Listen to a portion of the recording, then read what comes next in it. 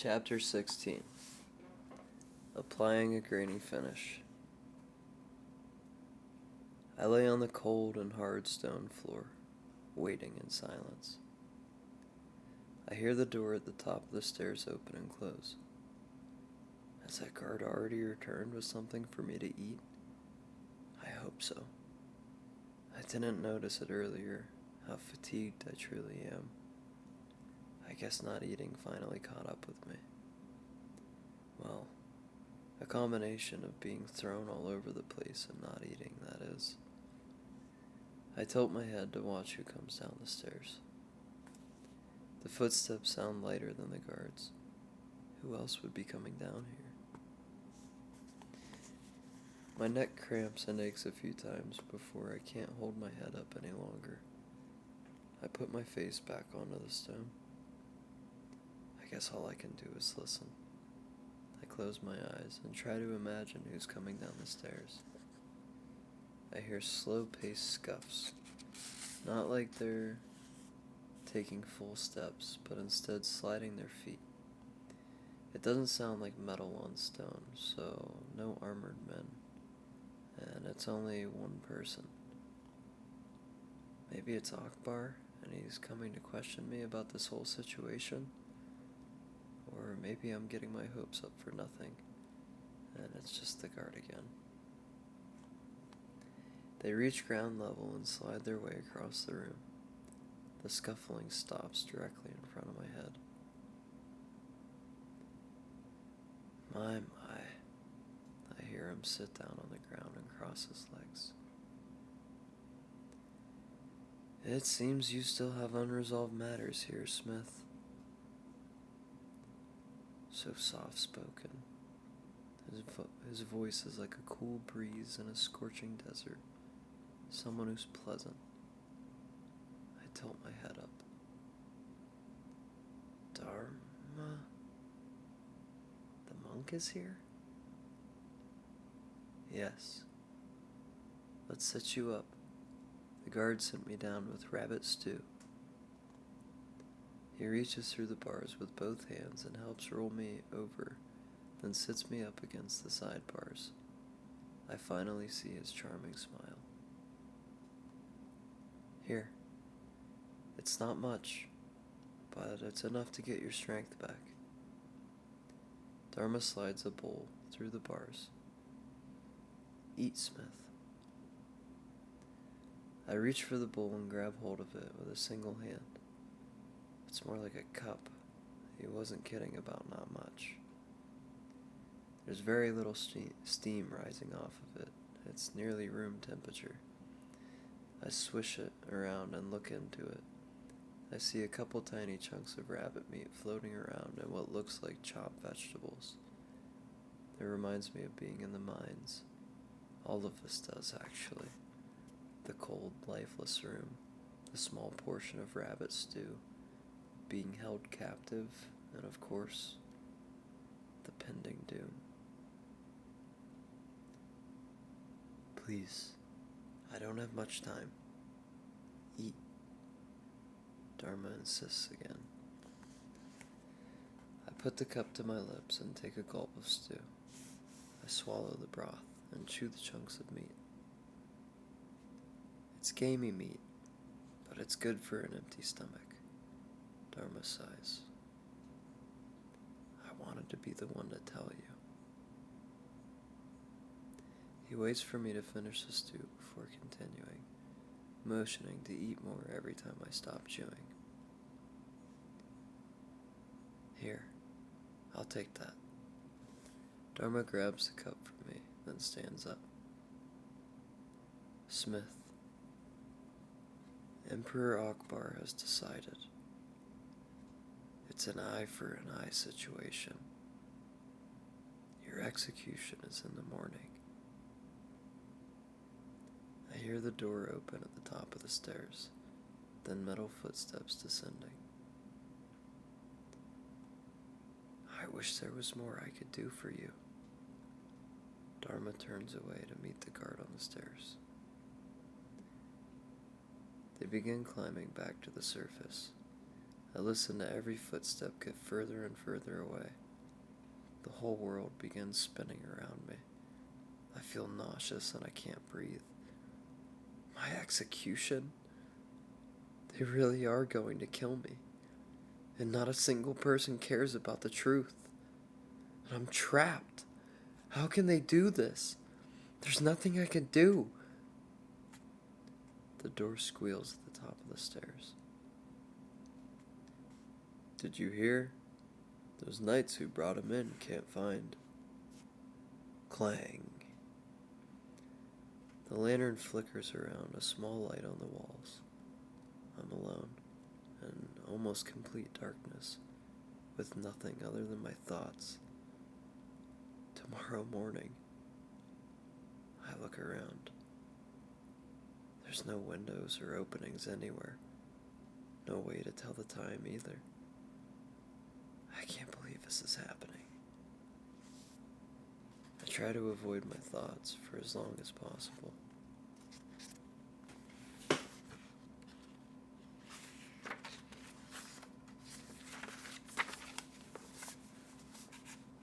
Okay. I have no idea how long that was. It could have been all day or only a few moments at this point. Nothing changes here. The flame keeps flickering, my lungs keep breathing, and my mind keeps racing back and forth. It's like when I try not to think, it's making me think even more. At least the voice in my head narrating my thoughts doesn't ever leave. Like a friend. But it's me. And yet, sometimes it feels like other people I've met, and what they would say to me right now. Thinking is a strange thing. Should I be sleeping by now? I'm not sure. Wait, if I fall asleep, that means when I wake up it'll be time for my execution. That's a horrifying thought that may just make me fight myself from slumber. I guess at this point, the longer I stay awake, the more life I'll be able to live. Well, at least a small amount of time longer, but it's something. Something to set my mind to, and to find a sense of control over the situation, even if it's only a few extra meaningless hours rambling in my mind. It gives me a reason. My eyelids start feeling heavy. Not moving for this long is putting me to sleep. I need to get up and move, even if it's just pacing in a circle around this cell. I can't fall asleep yet. I grab hold of the bar with my right hand, and only hand, then hoist myself to my feet. My head starts spinning and feels weird. There's a pinch in both of my temples that makes me grimace for a few moments, then I open my eyes and feel fine again. Whoa. Stood up too fast. I start walking in a circle and slide my fingers across the bars as I go. Thump, squeak, thump, squeak, thump. People are so strange. I search through my brain for any other kind of animal on this planet that locks up its own kind in a cage like this. I don't think there are any, honestly. I wonder what makes us so different from those in nature. Is it the society? Is it just the way we communicate? Is it our intellect? No, couldn't be that. I think the other animals are the smarter ones. They may not wear clothes, invent, or study, but they also don't go to war, destroy the earth, or any of the other countless immoral things we do as people. The only laws regular animals follow being nature, and they don't even have any consequences keeping it that way. Yet, they all abide by it. My arm's getting hard to hold up, so I lower it a little. I'm not positive, but I'm pretty sure it's late in the night. I don't have much energy left in me. Even if I lay down, I don't know if I'll be able to sleep or not. The thought of waking up to someone taking me away to kill me sends trembles throughout my entire body. I'm scared to die. That's something I've never thought about that deeply before, but when it's in your face like this, it's hard to think of anything else. Even if I don't have that much to live for, I'm terrified of what lies beyond. I stop walking, sit myself up against the metal bars again, and close my eyes. Is this uncertainty what drives people toward religion? Is the fear of the unknown what leads them to believe so strongly in such things? Would it put my mind at ease in this moment if I had those delusions myself? Are they delusions, or simply false hope? Is the gravity of me not existing anymore something I'm able to wrap my mind around? Or does the whole idea overwhelm me too much to ponder it? It's hard to imagine. I have you. I have you. A man gasps for air in between uttered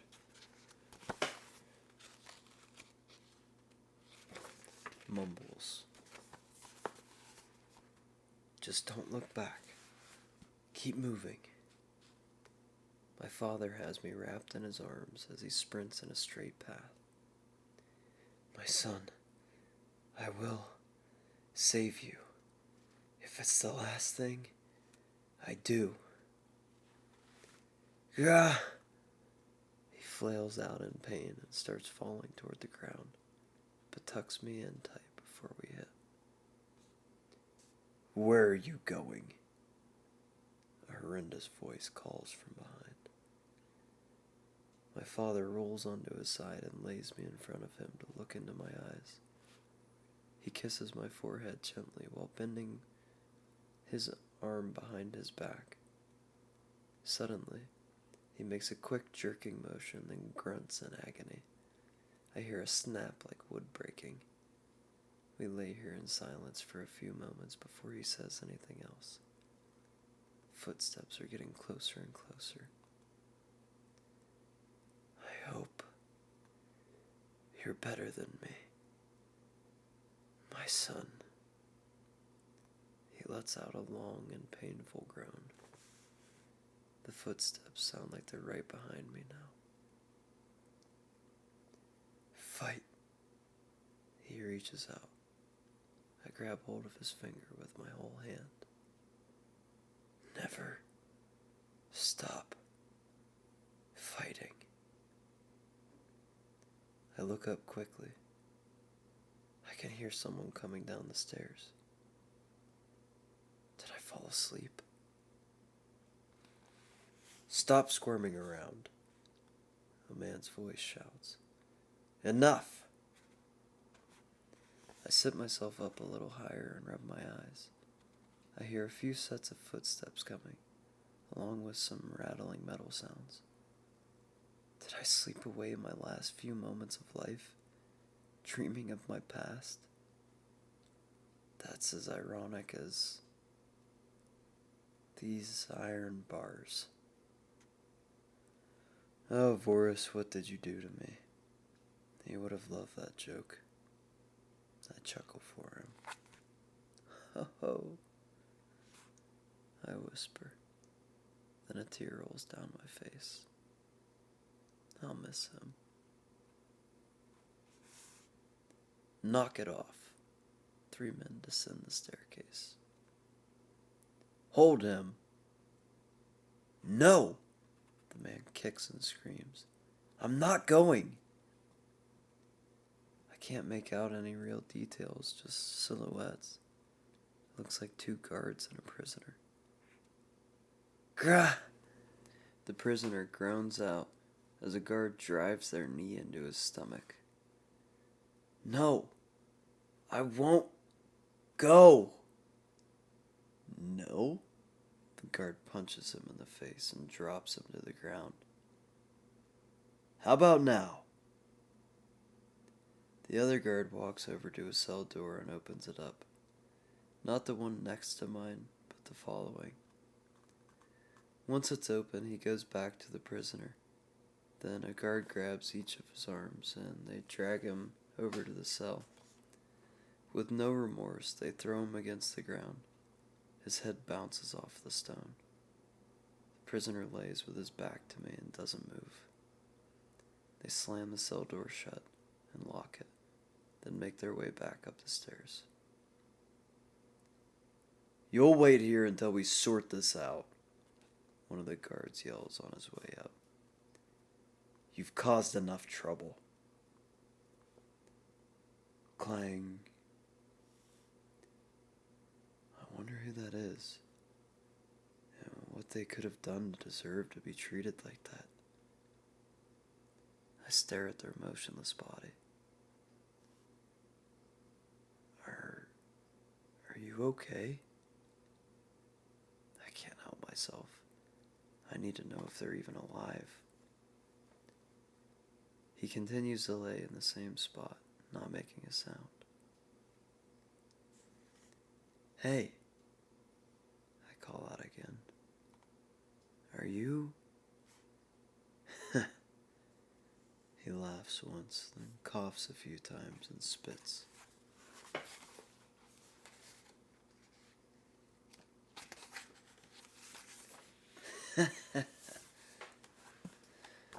I can hear his breathing from over here. He struggles with every inhale. The man sits himself up. You know, he coughs again and spits. I had a feeling it was you. What? Is this guy crazy? Don't recognize the one who raised you, huh? He turns around to reveal his face to me.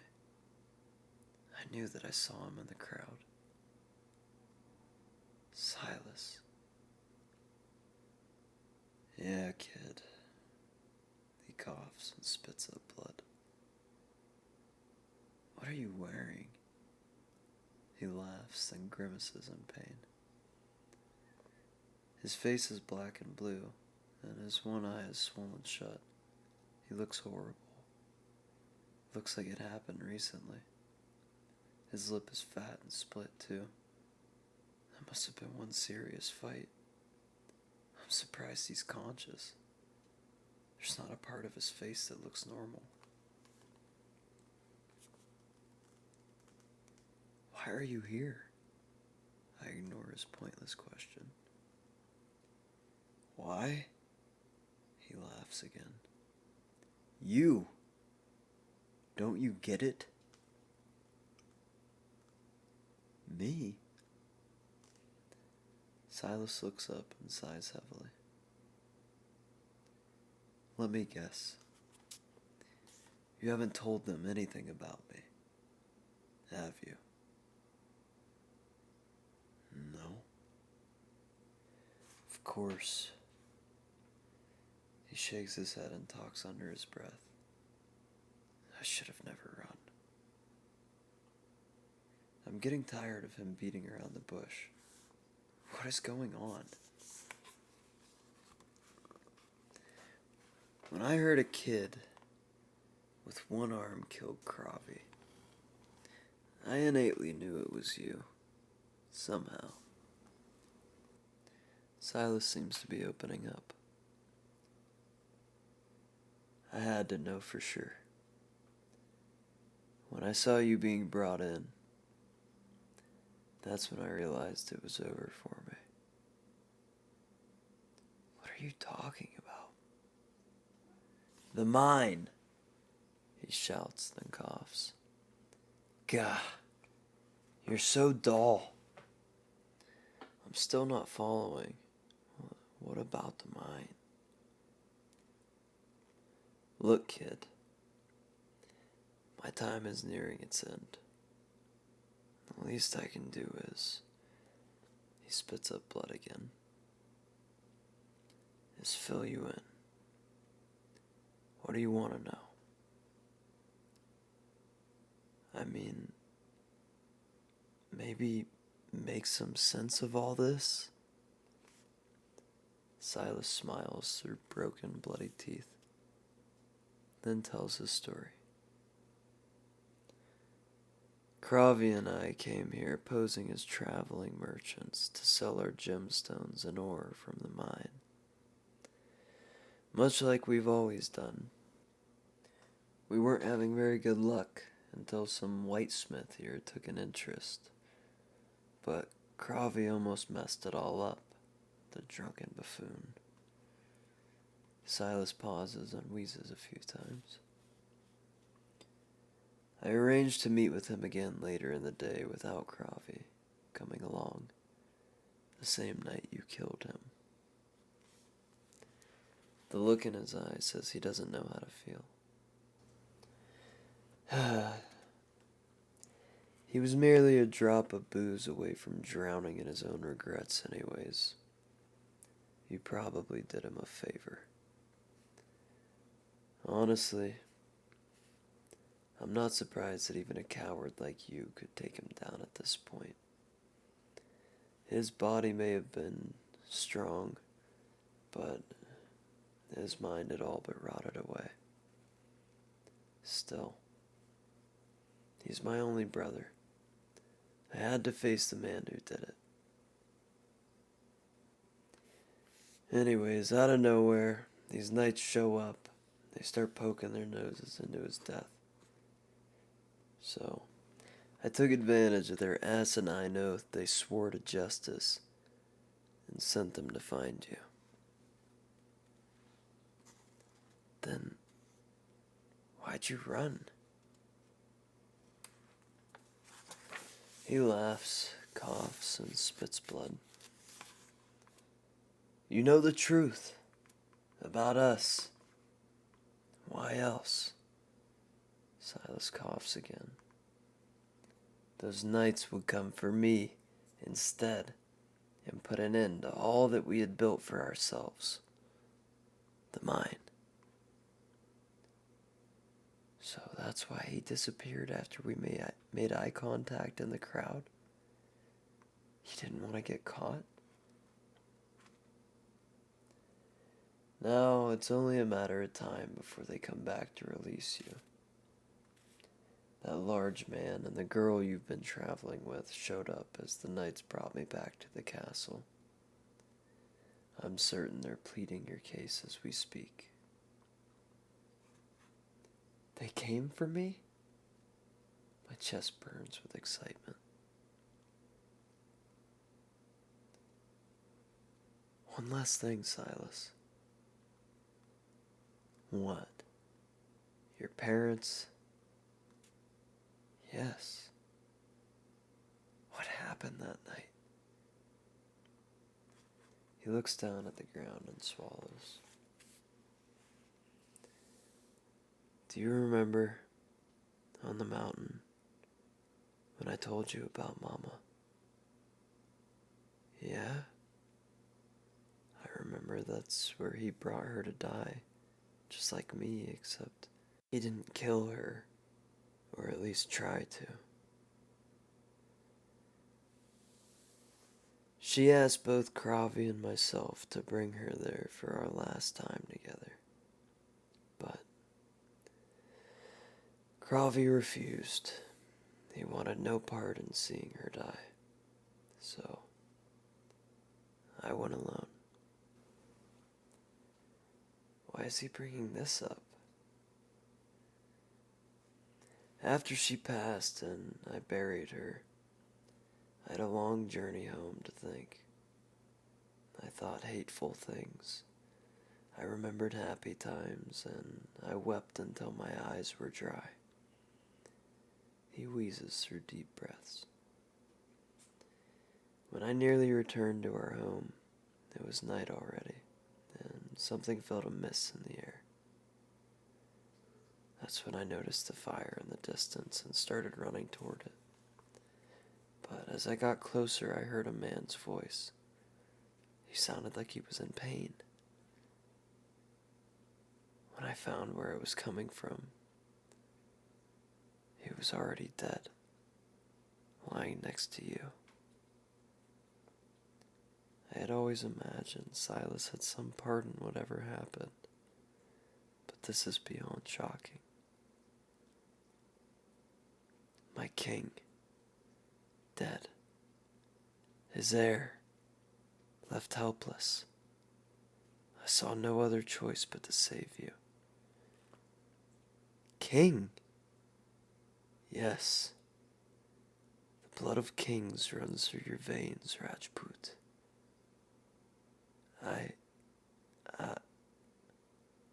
There's no way this could be true. Or is there? Listen. Silas stops my muttering. Kravi led the assault to overthrow your family.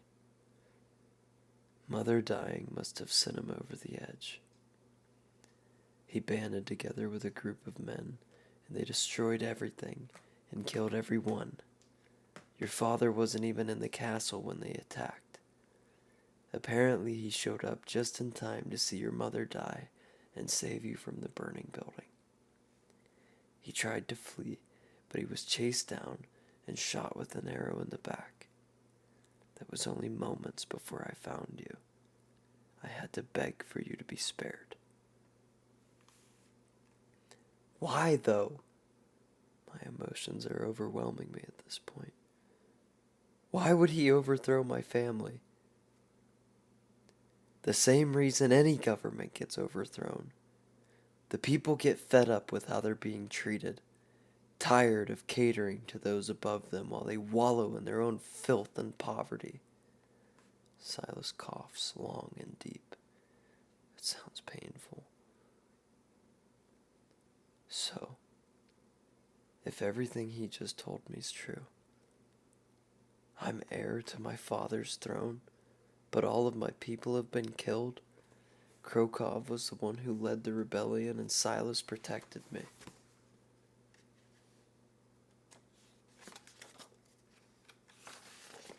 Then what? They abducted children to work in the mine they started, killed them when they couldn't work any longer, and went around pretending to be merchants in different villages to sell what was dug up every day? Some righteous leaders they turned out to be. So, Silas wheezes some more. What will you do? What do you mean?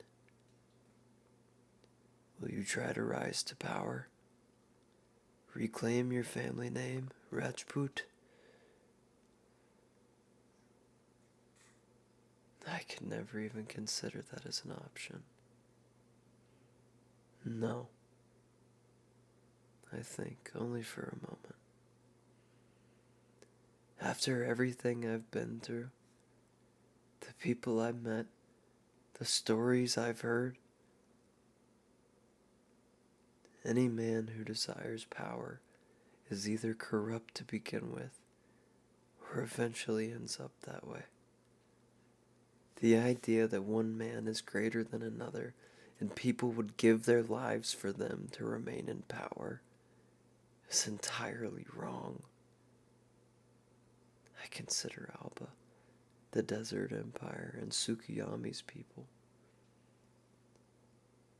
It seems like power is the root to all of humanity's problems, whether it be religion, a king, or even an idea. When people believe so deeply in something, it gives them a reason to fight. It gives them a way to justify killing others.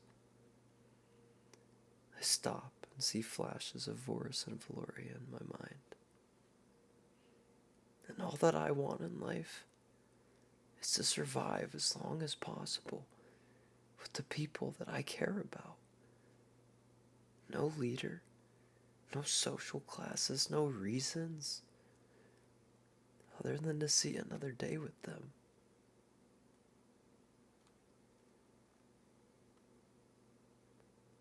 Wow.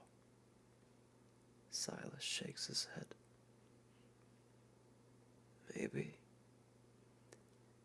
Maybe Kravi messed up.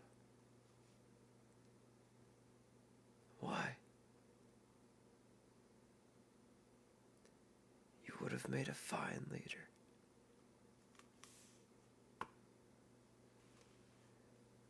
I hear the door at the top of the stairs open, then footsteps speeding their way down. I turn my head to watch as they enter the room. Smith!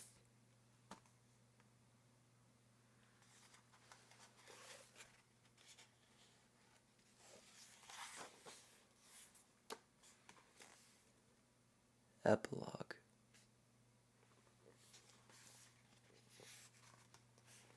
Several weeks pass by.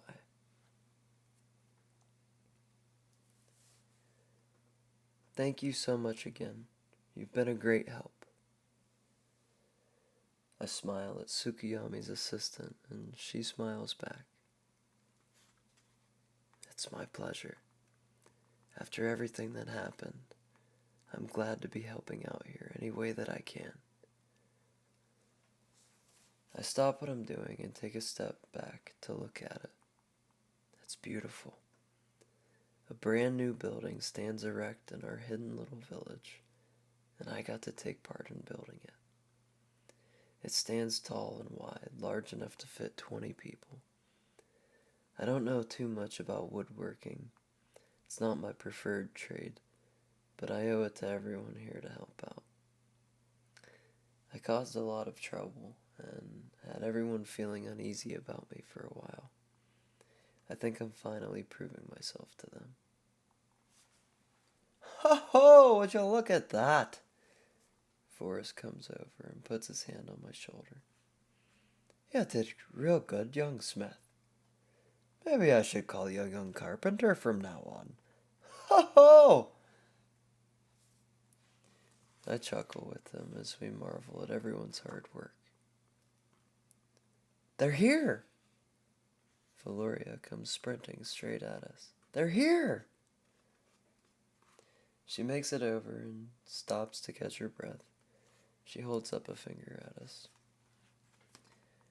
They're finally here!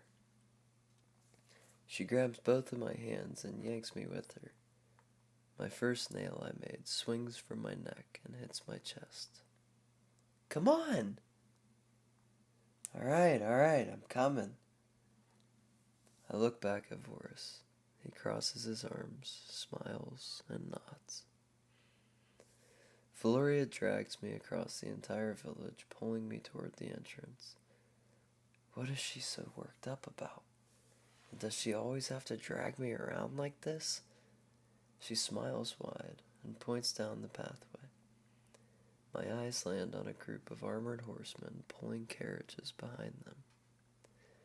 The man leading the pack raises his arm and waves. Ares is back. That's what I've been saying.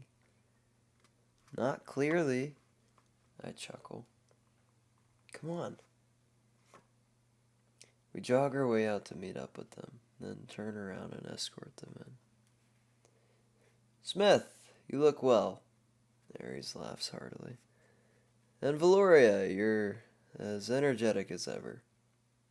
Well, you brought them, didn't you? I have, safe and sound. We all get to the center of the village, and Ares hops off of his horse. Forrest, brother. Ares, me brother.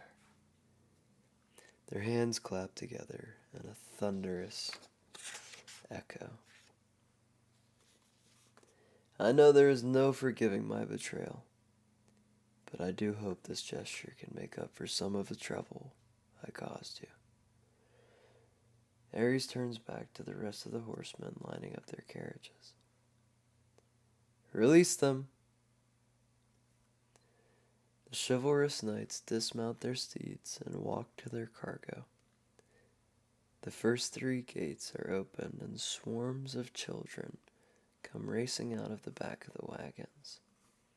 The smaller ones scream and run to play while the older kids look around with pain in their eyes. Once all of the children have exited the wagons, the next 3 carts are pulled up and open as well. I can't see what's in those ones, though. All of the children we rescued from the mine Smith worked in. They need a place to call home, somewhere they won't be abandoned or used. Aries looks at the new building I helped make. Ah, I see you've already built them a home. I knew this would be the right place to bring them. Aye, lad. But what's in the other wagons? Looks like. No, you didn't. Voris runs over to the wagons, looks in, then jumps with joy. Ho ho! You brought me workshop from Alba. I thought it burned up. Aries smiles big and laughs at Voris's expressions. It turns out your workshop was one of the only buildings left standing, ultimately unscathed. I guess even there, the people respected you enough to leave it be. I look around at everyone smiling and introducing themselves. This is our home. The end.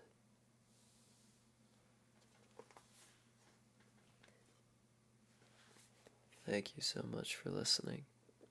I wish you luck in all of your own journeys.